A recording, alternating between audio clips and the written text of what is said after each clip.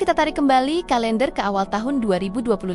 Sebuah tahun ketika satu keputusan ekonomi dari Washington mengguncang bukan hanya pasar minyak, tetapi juga geopolitik global. Dunia sedang berubah cepat, rivalitas antara Amerika Serikat dan China semakin tajam. Dan di tengah badai besar itu, ada Venezuela, negara kaya minyak yang selama bertahan-tahan bergerak di antara tekanan, sanksi, dan harapan untuk bangkit kembali. Namun apa yang terjadi pada tahun 2025 bukan sekadar babak baru dalam drama ekonomi Amerika Latin, ini adalah momen ketika kebijakan paling agresif Amerika Serikat justru membuka jalan bagi kemenangan strategis. China yang tidak direncanakan siapapun. Cerita dimulai dengan apa yang para ekonom sebut sebagai financial nuclear option Amerika Serikat, yang sudah lama menjadi arsitek berbagai sanksi global, memutuskan untuk menaikkan taruhan dengan cara yang belum pernah dilakukan dalam dekade terakhir. Mereka tidak hanya menghentikan impor minyak dari Venezuela, mereka tidak hanya mencabut izin operasi Chevron yang selama bertahan-tahan mengelola produksi minyak lebih dari 100.000 barel per hari di wilayah itu. Washington memilih senjata yang jauh lebih besar. Ancaman tarif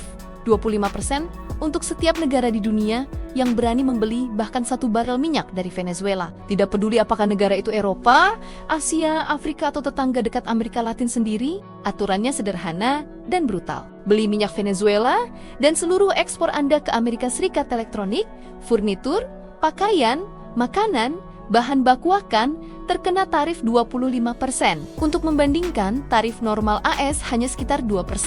Ancaman ini bukan hanya pedang bermata dua, ia adalah palu godam yang diturunkan dari langit. Di Washington, strateginya terlihat logis. Amerika Serikat mengandalkan premis kuno, semua negara membutuhkan pasar AS, pasar senilai 20 triliun dolar.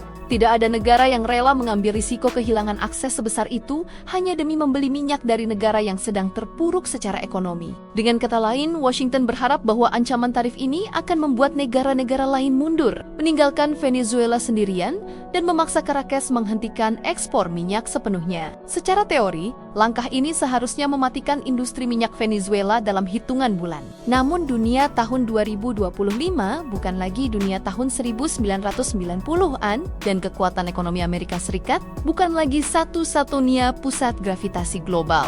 Karena ada satu negara yang sudah lama kebal terhadap ancaman tarif Amerika, sebuah negara yang selama bertahan-tahan justru hidup berdampingan dengan tarif negara yang sudah menjadi target perang dagang terbesar antara dua kekuatan dunia. Negara itu adalah China. Bagi China, ancaman tarif 25% bukanlah meteor besar yang jatuh dari langit. Itu hanyalah kelanjutan dari hujan badai tarif yang sudah mereka hadapi selama bertahan-tahan dalam perang dagang Askaina. Washington berharap dunia takut, tapi Beijing melihat peluang emas.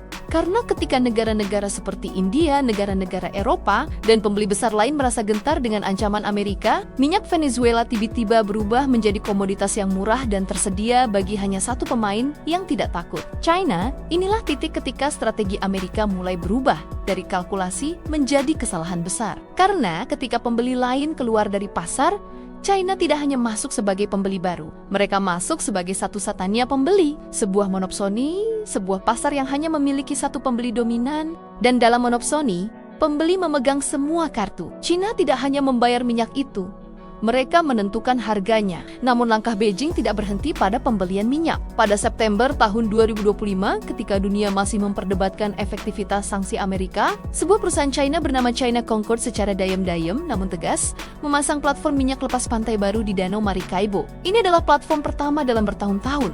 Sebuah sinyal bahwa China tidak sekadar membeli minyak yang ada. Mereka membangun kembali kapasitas Venezuela yang selama ini melemah. Mereka mengubah industri minyak Venezuela dari terpuruk menjadi proyek jangka panjang dalam portofolio energi nasional mereka sendiri. Targetnya ambisius, menaikkan produksi dari 12.000 barel per hari menjadi 60.000 barel per hari pada 2026.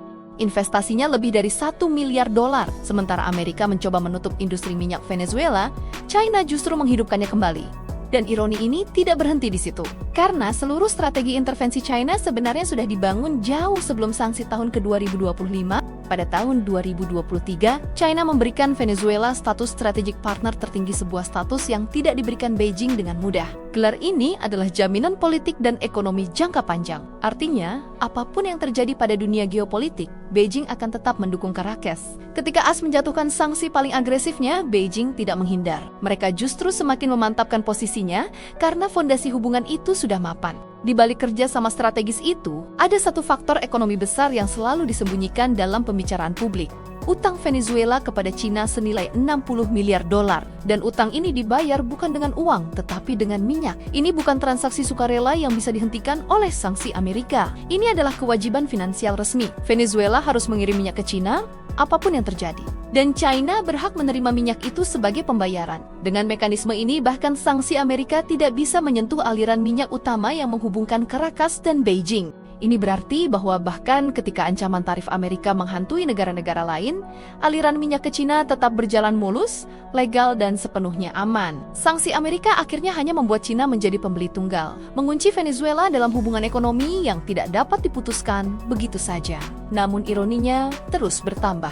Karena ketika AS berharap sanksi ini melumpuhkan Venezuela, kurva kerusakan justru berbalik arah. Yang terkena dampaknya bukan hanya Caracas, tetapi juga industri minyak Amerika itu sendiri. Kilang minyak di Texas dan Louisiana selama puluhan tahun dirancang secara spesifik untuk memproses minyak berat. Venezuela jenis minyak yang tidak bisa dengan mudah digantikan oleh minyak ringan dari Timur Tengah atau produksi shale oil dalam negeri. Ketika minyak Venezuela hilang dari pasar Amerika, kilang-kilang ini panik. Mereka harus mencari alternatif yang lebih mahal, biasanya dari Kanada atau Timur Tengah, dan itu memaksa mereka mengeluarkan biaya tambahan miliaran dolar untuk menyesuaikan operasi mereka. Sanksi AS tidak hanya menghukum Venezuela, mereka juga menghukum parusihan-parusihan Amerika. Pada Oktober tahun 2025, seluruh hasil dari kebijakan ini mulai terlihat jelas. Ekspor minyak Venezuela memang turun 26%. Tetapi dampak strategisnya sangat jauh dari apa yang diinginkan Washington. Ekspor tidak berhenti.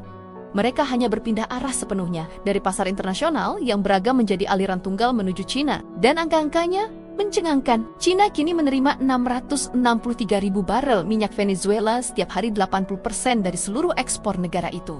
Amerika Serikat, yang dulu menjadi pembeli terbesar, kini hanya mendapatkan 128.000 barel per hari, bahkan itu pun sebagian besar melalui mekanisme khusus. Cina tidak hanya memenangkan pasar, mereka memenangkan kendali. Mereka mengubah apa yang tadinya pasar internasional menjadi pasar bilateral, sebuah hubungan tertutup antara Caracas dan Beijing yang hampir mustahil ditembus Washington. Puncak dari manuver Cina datang pada November tahun 2025 ketika mereka menandatangani perjanjian tarif nol dengan Venezuela, perjanjian besar yang mencakup lebih dari 400 jenis produk. Ini bukan hanya tentang minyak, ini tentang mengalihkan seluruh ekonomi Venezuela ke dalam jaringan perdagangan China. Jika sebelumnya Venezuela menjual minyak ke Cina, kini Cina menjual barang manufaktur, teknologi, bahan baku, dan produk konsumen ke Venezuela tanpa tarif. Dengan kata lain, bukan hanya satu sektor yang terintegrasi, tetapi seluruh ekonomi. Ini adalah langkah strategis yang jauh lebih dalam daripada sekadar pembelian minyak. Pada titik ini,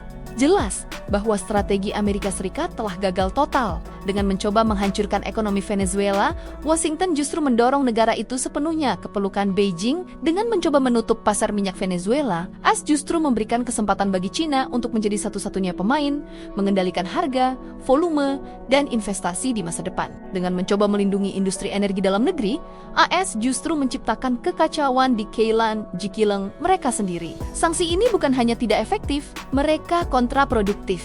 Kasus Venezuela pada 2025 menjadi simbol besar perubahan zaman. Dunia unipolar yang selama puluhan tahun didominasi Amerika Serikat, kini tergantikan oleh dunia multipolar. Sebuah lanskap baru, di mana Cina bukan hanya saingan, tetapi patron strategis yang menawarkan alternatif nyata bagi negara-negara yang selama ini berada di bawah pengaruh Washington. Jika dulu negara-negara Amerika Latin harus tunduk pada tekanan ekonomi Amerika Serikat, kini mereka memiliki jalur lain. Jalur yang tidak bisa diblokir oleh Washington, dan Venezuela adalah contoh paling jelas dari dunia baru itu. Sebuah negara yang seharusnya runtuh akibat sanksi, justru menemukan jalan keluar melalui patron baru. Bukan hanya bertahan, tetapi membangun hubungan ekonomi yang lebih dalam, lebih mengikat, dan lebih tahan tekanan eksternal. Inilah pelajaran terbesar dari cerita ini. Ketika struktur kekuatan global berubah, strategi yang dibangun untuk masa lalu tidak bisa lagi dipakai begitu saja. Sanksi mungkin efektif pada era unipolar, namun dalam konteks multipolar, strategi koersif membawa risiko besar. Tidak ada lagi jaminan bahwa tekanan Amerika akan menciptakan ketaatan. Tekanan yang salah justru dapat menciptakan peluang bagi pesaing, dan itulah yang terjadi di Venezuela pada tahun ke-2025. Sebuah sanksi yang dimaksudkan untuk melemahkan musuh, tetapi malah memperkuat rival terbesar Amerika Serikat. Dunia hari ini sedang bergerak memasuki era baru, era kompleksitas strategis, di mana setiap manuver dapat menghasilkan dampak yang tidak terduga. Venezuela bukan hanya kisah tentang minyak, bukan hanya tentang tarif. Ini adalah kisah tentang perubahan tata dunia, dan siap atau tidak, kita sedang hidup di dalamnya.